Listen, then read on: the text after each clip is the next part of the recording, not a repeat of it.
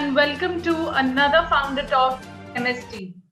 Today we are featuring BioPharm Group of Companies, which is a pharma, cosmetics, and health product manufacturing company and has been in the business for over 3 decades. It has a global presence in countries like Africa, Central America, and Southeast Asia. The group has 5 manufacturing facilities in Bangalore with state-of-the-art infrastructure and modern technologies. Joining us today is Rahul Jain, Director of BioPharm Group of Companies. Welcome to the show, Rahul. I was just going through your website and you have a wide range of products from skincare to supplements to pharmaceuticals to beauty, home care, and whatnot. Who was this company established by originally? So the founders are my parent, my dad, Mr. Ramesh Kumar, and my uncle, Mr. Ashok Kumar. They are the founders. It was founded in 1989. So when we started, we were primarily into skincare products, say petroleum jelly and the lip care and all of these products which relate to your skin. Slowly, we started expanding our portfolio, bringing in the disinfectant range, and then you have the pharmaceutical range. So the portfolio now is into multiple products where you cater to all of your needs, like in FMCG products. You cater to your skincare, you cater to your home needs, and you cater to your food and supplements. So, how's the journey been for your parents, for your dad, and your uncle since 1989? What are the kind of changes that they have seen? The changes, the journey has been quite fulfilling, I hope, I guess, because seeing the growth and seeing the development that they have done, the journey has been quite fulfilling, and then they've expanded in various portfolios across the FMCG sector. So, and then we have started doing a lot of government tenders where you have a lot of other queries being catered to. Amazing. Rahul, tell me, biopharmaceuticals are known to have high efficacy and few side effects. So, what is the kind of research and development that goes into these products, and what are the kind of tools, technology, and labs that you have? All the testing is done in-house and done at a national accredited laboratory, which is accredited by the central government of India. We have now the team is expanded. Now we have a big R&D team as well. So now my brothers have joined us and joined me in business as well. So now we have my brother, who's Mr. Abhay. He looks after the R&D department, and we have all the testing and all the technology that is required or that is accredited by the drug control department in-house with us. I was saying that what you told me that indicates that setting up a manufacturing facility must require a huge investment. How much would it be typically? In current scenario, to set up a industry, we now all the industries that are being set up by us are according to the international standards, which because to export to any country, you need European standards, to which we are slowly trying to get there. Now we have all our facilities are World Health Organization approved industries, which are basic norm for exports. So now now we plan to have units which have European standards, and to set up an industry, a pharma industry according to the European standards cost a lot of money. I cannot tell you an approx tentative figure, because that again depends on a lot of other things that you plan to invest in. Say the land is one primary part, then the machinery that you plan to invest on, the major factor, the R&D, the kind of R&D you will plan to have. And it again depends. Again, in pharma industry, there are various departments that you can cater. So we are into basically oral formulations, which are like tablets. There is skincare. There are again one more division, that is the injectables.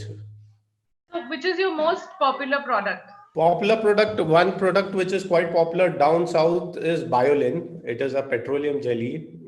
Many people know that product in India. We have then you have Glucomin D, which is a glucose similar a glucose drink, glucose powder. Then now currently you have sanitizers which are doing very well. So were you manufacturing sanitizers earlier as well? I mean, in the pre-COVID era? Yes, we were the only manufacturer who were manufacturing sanitizers since 2014. So we were one of the oldest. We started when when this was not even heard of. Great. Rahul, tell me that, biopharmaceutical is a field where it's like a continuous process to evolve and reassess technologies and strategies. So what are the major challenges of running a biopharma manufacturing facility, and how do you overcome those?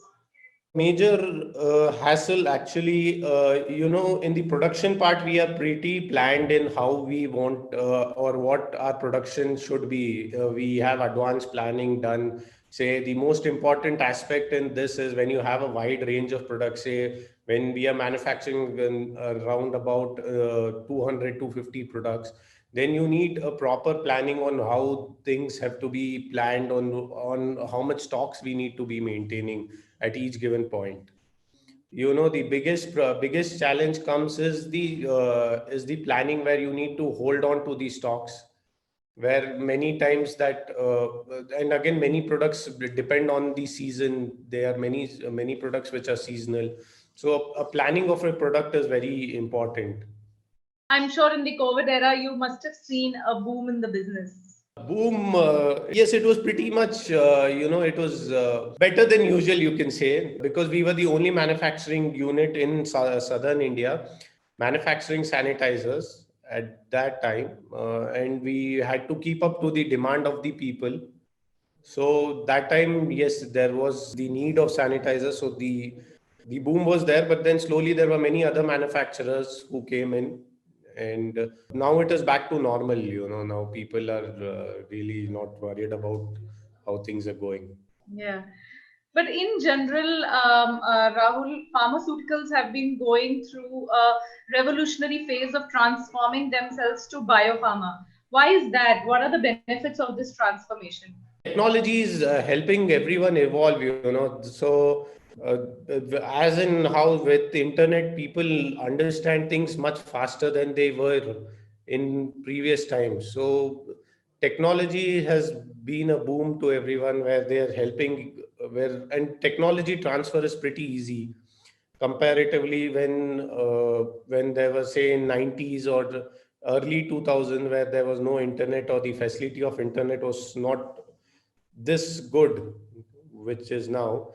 Technology transfer was taking a lot of time. So the idea of sharing technology was not there at that time, which is now available because of the internet.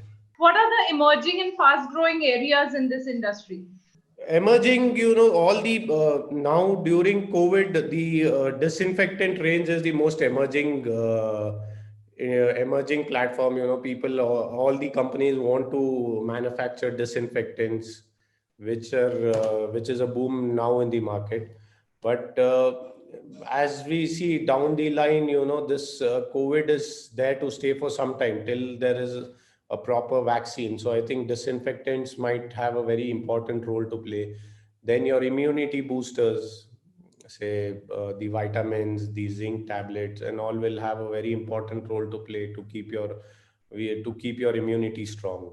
I'm sure. And what would be your advice to the aspiring startups in this industry? Aspiring startups, I would say that plan on how you see things. The most important aspect of this industry is having a plan. The most important thing is, because if I don't know what my planning is for tomorrow, I might not know how I can what I need to manufacture, or what we need to do for tomorrow. What should startups not do? What have you learned over the years?